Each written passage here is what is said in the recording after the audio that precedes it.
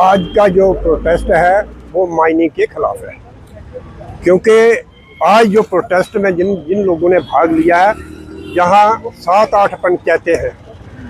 सबसे पहले सहार, लोगेट, कठेड़ा, भेड़ बलोड, बरवाल, बुद्धि, नगरोटा और पल्ली, इतनी पंचायतें जो आज इकट्ठी हुई है, ये सारे लोग जो है ये बुद्धिजीवी हैं। तकलीफ ये है कि सहार खड्ड की जो है माइनिंग वालों ने धड़ल्ले से माइनिंग की है और इस खड्ड की बुरी हालत कर दी है, इसको छलनी कर दिया है सार खड्ड को। और हमने जब इन्होंने पहले कुछ 4 साल पहले ब्लॉक बनाया था सार खड्ड के बीच में, तो हमने उसके खिलाफ जहां प्रोटेस्ट किया था और 45 दिन हमने वहां पर धरना दिया था। तो ब्लॉक को हम रुकवाया था, बंद किया था, लेकिन वहां तो बंद है, लेकिन और जो सहार खड्ड है माइनिंग कहां से हो रही है, तकलीफ क्या है? तकलीफ ये है कि जहां से ये माइनिंग कर रहे हैं वहां रेजिडेंशियल एरिया है। सहार खड्ड के दोनों साइड में रेजिडेंशियल एरिया है और जो पीने का पानी है उन लोगों का, क्योंकि आपने देखा होगा जब क्राउड ब्लास्ट हुए थे अगस्त में, तो जितनी भी पीएचई के जो सिस्टम था सारा का सारा जो है वो डैमेज हो गया था। तो लोग निर्भर करते हैं वहाँ के जो लोकल बेल बनाए हैं, कुएं बनाए हैं, वहाँ से जो पानी लेते हैं। और ये जब माइनिंग करेंगे तो वो सारे के सारे कुएं जो हैं वो सूख जाएंगे, क्योंकि जब वाटर लेवल नीचे जाएगा तो वो कुएं सूख जाएंगे। एक तो वो पानी का क्राइसिस होगा, दूसरा वहाँ फॉरेस्ट जो है वो बिल्कुल नज़दीक है, 0 लाइन पे है फॉरेस्ट। मुझे नहीं लगता ये कैसे फॉरेस्ट वालों ने उनको एनओसी दे दी, जो कि वहाँ क्रशर की उन्होंने परमिशन दे दी उसको। और स्कूल जो है वो हार्डली वहाँ से जो है वो 50 मीटर की दूरी पर है, जो स्कूल है गवर्नमेंट का स्कूल है, वहाँ से भी कैसे मिल गई उनको एनओसी। तो कहने का मतलब है लोगों को तकलीफ है, रेजिडेंशियल एरिया है। दूसरा, वहाँ जो जमीनें हैं लोगों का सोर्स है उसी जमीनों के ऊपर, वो एग्रीकल्चर लैंड है सार खड्ड के दोनों तरफ, और वहाँ इरिगेशन के थ्रू जो है वहाँ क्रॉप्स लगाई जाती है, पैडी लगती है। जब वाटर माइनिंग होगी तो इन्होंने वाटर लेवल जो है वो नीचे चले जाएगा और वो जमीनें जो है वो सारी की सारी बंजर हो जाएंगी। तो हम ये चाहते हैं कि वहाँ पे जो माइनिंग है नहीं होने देंगे। आप कोई सेफ एरिया देख लो जहाँ से आप देखते हैं कोई ना फॉरेस्ट हो, ना लोगों को कोई परेशानी हो, ना रेजिडेंशियल एरिया हो, ना एग्रीकल्चरल लैंड हो।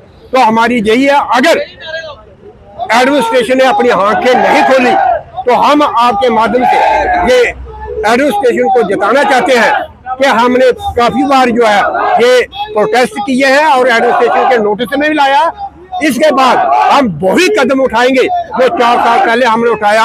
धरने पर बैठे थे तो फिर एडमिनिस्ट्रेशन ये ना कहे कि हमें बताया नहीं है, इसलिए आप जो है माइनिंग रोकने के लिए कोई सख्त कदम उठाए, अन्यथा जो है जवाबदेही जो है वो एडमिनिस्ट्रेशन होगी। मेरा नाम जोगिंदर सिंह है सर, एक्शन ऑफिसर पंच कठेरा, पंचायत कठेरा।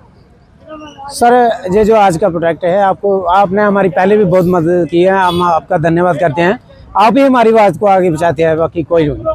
सर ये जो माइनिंग हो रही है उधर ना तो ब्लॉक है, एक बात है।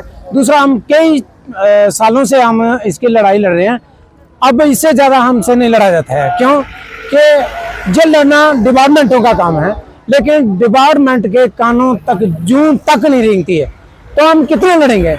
लेकिन हम अपने उधर जो अपना माइनिंग नहीं होने देंगे, गलत नहीं होने देंगे।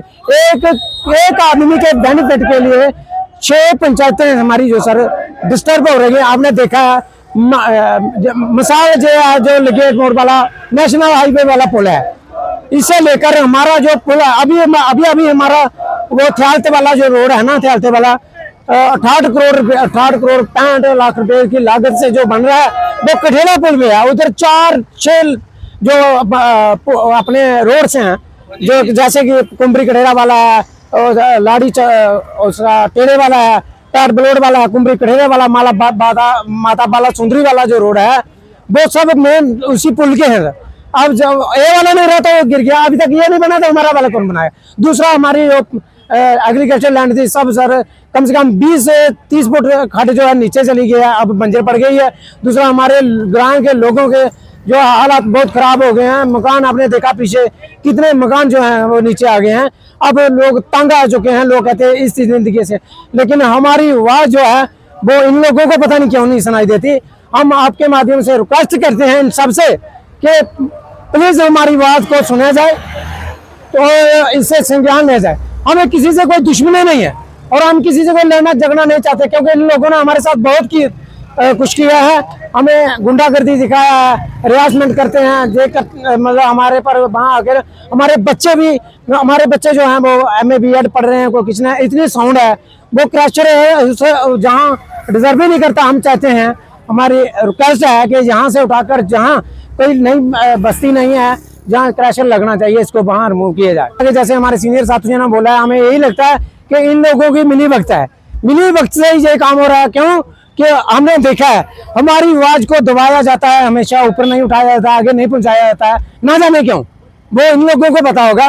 लेकिन इनकी आवाज मैं बार बार आपको कहूंगा कि हर आदमी को ये सोचना चाहिए, हमारी जगह पे अगर ये गवर्नमेंट वाले हों या चाहे कोई मिनिस्टर हो, उसके बच्चे मिनिस्टर बने हैं, हमारे बच्चे नहीं है क्या? दुख से कहना पड़ता है हमको, इतना मतलब इन लोगों ने जलील कर दिया। हमारे शरीफ लोग हैं, हमें इस क्रैशर की वजह से ही हम लोगों को इतना इन्होंने हरासमेंट कर दिया है कि लोग मजबूर हो गए हैं, सड़कों पर आने पर मजबूर हो गए हैं।